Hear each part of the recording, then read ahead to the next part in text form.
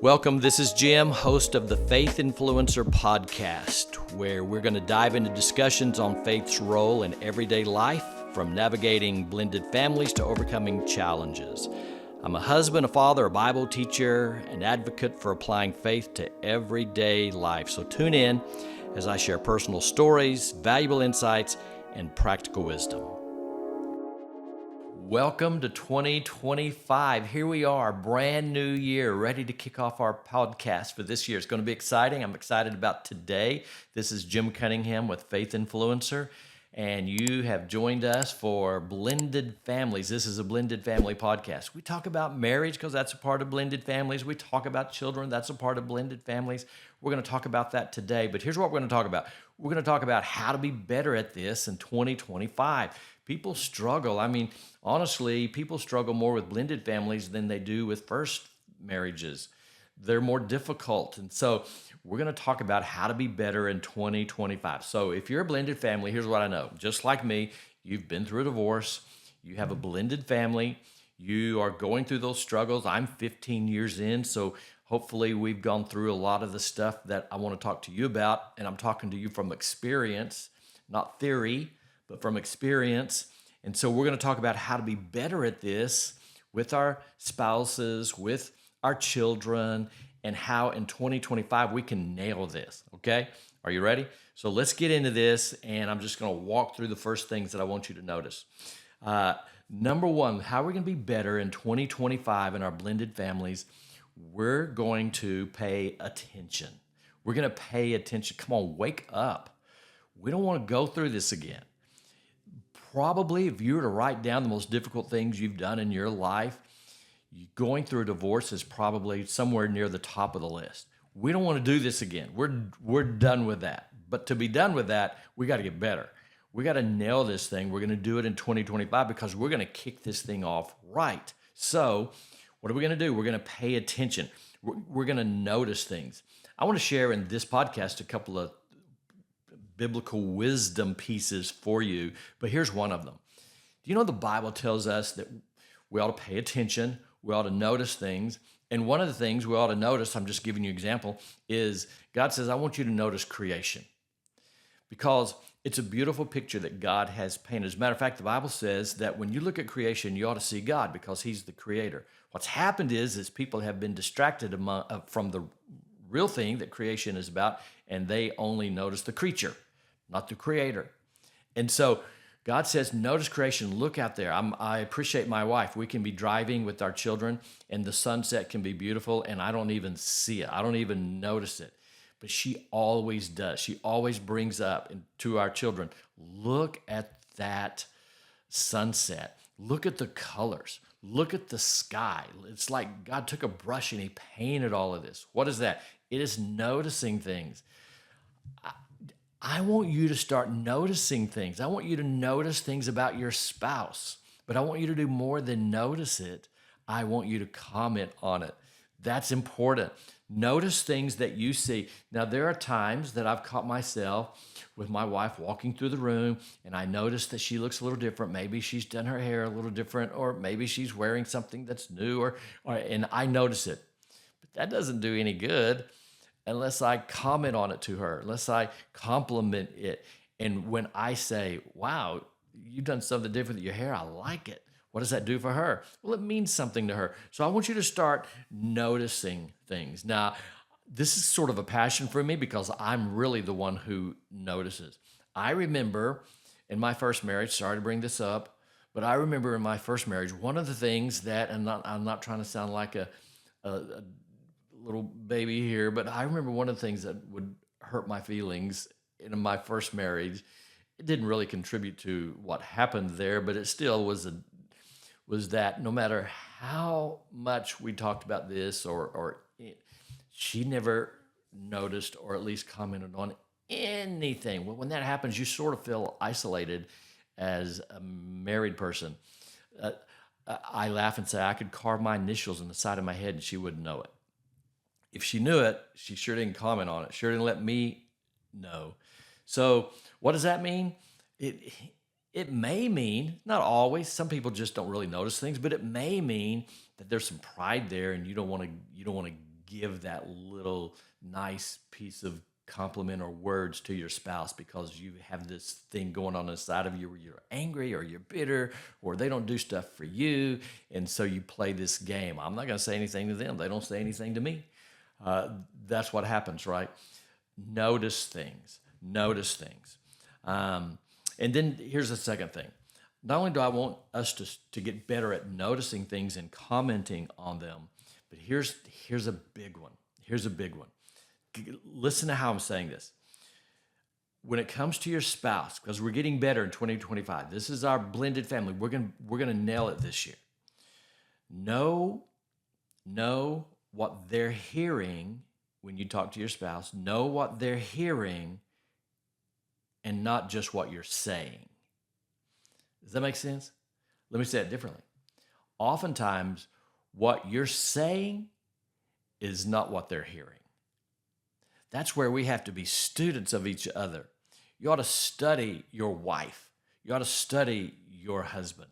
You can say things in a certain way, and you mean this, and they hear that. And this becomes an argument because they're offended by what you said, and you say, that's not what I said.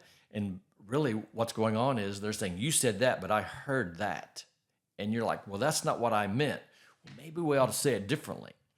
We ought to pay attention to what the other person is hearing. Now, I'm going to give you an example. You know, the Bible has a lot of wisdom in it. And this happened in the end of the New Testament, in the end of the Gospels in the New Testament, John 21. There's this great story that makes my point about words and about what we say versus what someone hears. And this was this passage in the Bible where you remember Peter, and you remember Peter was the one who denied the Lord 3 times. You remember that? And when he denied the Lord, he quit. I mean, really, that's what happens in John chapter 21, beginning with verse 1. Peter quits. He quits the ministry. He was a follower of Jesus. He was so disappointed in himself, he quit. He walked away from that. And when he walked away from that, he went back to fishing. So Jesus wasn't going to let him go. So Jesus arranges a meeting with Peter. Peter doesn't know what's going on, but Jesus arranges this meeting. And they meet out there, and it's the same situation when Jesus called Peter to be a disciple 3 years earlier, the first time. He arranged it all again. Peter didn't know what was going on, but he found out. So there was the boat. Peter was fishing. He wasn't catching anything. And Jesus had cast your net on the other side, and he caught all these fish. Same thing happened when Jesus called him the first time, 3 years before. Well, he's calling him back. So Peter comes to shore, and I'll skip to the end. Jesus walks through this discussion with Peter, and he gets to what the real issues were that caused Peter to deny the Lord and to walk away. Now, I want to pause there because the counselor in me wants to jump out here.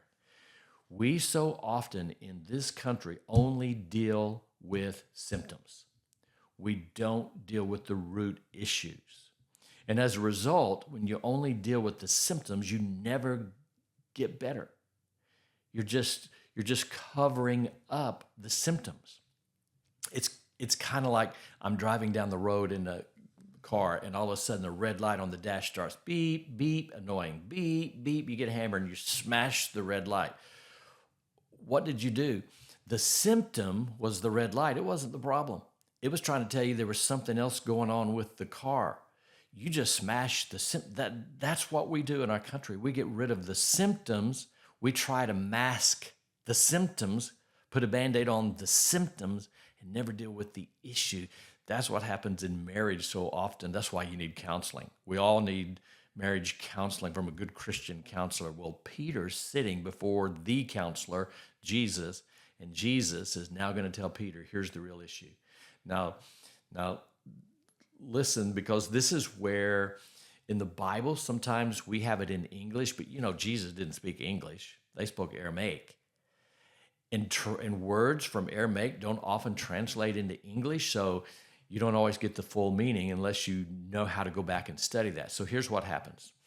Jesus said, Peter, do you love me? Now remember, Jesus is using particular words, and I'm going to explain that. And Peter answers, And it sounds like he's saying the same thing. Peter says, yes, Lord, I love you. Jesus said it again. Peter, do you love me? Peter said, yes, Lord, I love you. And then Jesus did it a third time. He said, Peter, do you really love me? And Peter said, yes, Lord, I love you. Now, that's what you read in John chapter 21. Remember, we're talking about saying something and hearing something in words. That was the English translation, but that's not what was really said. Here's what was really said. Jesus said, Peter, do you love me?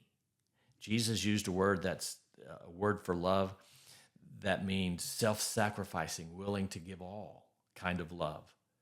Peter couldn't answer yes to that. He just denied the Lord and walked away and quit. So when you read it in Aramaic, here's how it went down. Jesus said, Peter, do you love me with a love that's willing to sacrifice everything? And Peter says, Lord, you know we're friends. That's the word Peter used. The word for love that Peter used is the word phileo, from which we get the word Philadelphia, which means Philadelphia means what? The city. It means the city of brotherly love. That's the word that Peter used. Jesus said, Peter, do you love me with self-sacrificing love? Words. Listen, Peter said, Lord, you know I'm fond of you.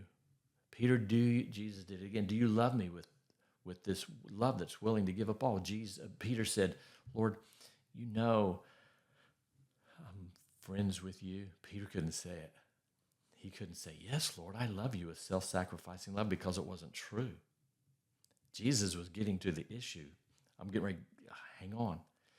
And then Jesus, the third time, said, Peter, are you even fond of me? Well, Peter could answer this because he knew he was. He said, yes, Lord, I am fond of you. You catch the difference in the words that they use? Two different words mean two different meanings. Words matter so much. And so what was the issue? The issue was Peter was not acting out of love for Jesus. He had walked away from that. He was fond of Jesus. Peter's issue was he didn't love Jesus. He didn't love Jesus with that kind of love. That's always the issue, by the way, in the Christian life when we step away from things. Peter, now this is talking to our marriages. Some of you want to throw something at me when I say this, but I want you to hear me. You don't fall out of love. Peter didn't fall out of love with Jesus. Peter walked away from it. Say it again. He didn't just fall out of love. You don't just fall out of love. You walk away from it. Why? In the book of Revelation, he says to the church at Ephesus, have you left your first love? That's what he said. Why have you left your first love? That's what we do. That's this trend that we get on in marriage where we begin to step away from our first love. We began to step away from our love, from expressing our love, from showing our love. Listen, true love is an action word. True love is not just a word, it's action.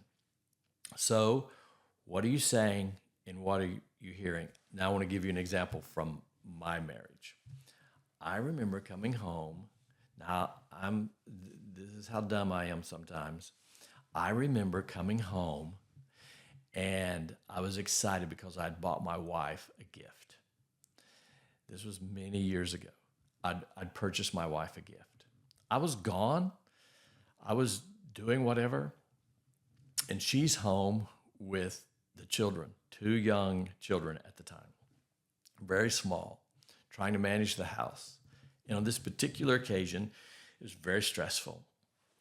I come home and I'm all excited about this gift. And I give her this gift while she's about to pull her hair out because of what's going on in the household with 2 young children at the same time, with all that's going on, with trying to keep everything. She's stressed by that. And I bring this gift and this is what I think I'm saying. I think I hold this gift up and I say, see, I love you. And you know what she's thinking? That in no way tells me you love me. What she's thinking is, if you love me, empty the dishwasher. If you love me, I need help with the kids right now. Thank you for the gift. But what I really need is this. I was saying, I love you, but that's not what she was hearing. It's kind of the whole love language thing. I was saying it one way, but that was not how she was hearing it. Two different words, two different meanings, two different actions. I thought I was saying I love you. She wasn't hearing it. So, thank goodness I woke up because I noticed that my attempt didn't speak to her. But when I pitched in, cleaned up, helped with other stuff, emptied the dishwasher, took the children off of her hands so she could get out and go do something, to her, that was love. I was saying, I love you. So, what are we going to do in 2025? We're going to pay attention. We're going to pay attention and notice how our partner, our spouse, hears us say, I love you. We're going to pay attention to things and comment on them. We're going to pay attention to what the other spouse really needs. Maybe your spouse needs to hear words from you that are words of kindness or words of love. Maybe that's what they need. Now you're going to do it. You're going to do it. You're going to notice it. You're going to use the right words. And so here's how I want to end with this. So you need a game plan. You need a game plan for 2025. And the game plan is this. If I want my blended family to get where I want it to be, it's never going to get there by default. It's only going to get there by design. You never get anywhere by accident. You're not going to have a better marriage in 2025. Your kids aren't going to be better in 2025. None of this is going to be better in 2025 unless you design it. In the next podcast, we're going to talk about how to do that, especially with your children. But for now, begin designing 2025 so that it looks like, in reality, what it looks like in your thinking. Design it. Thanks for joining us. I'm always appreciative of you being here with us. I'm ready in 2025 to continue our Blended Family podcast. So this is Jim Cunningham with Faith Influencer.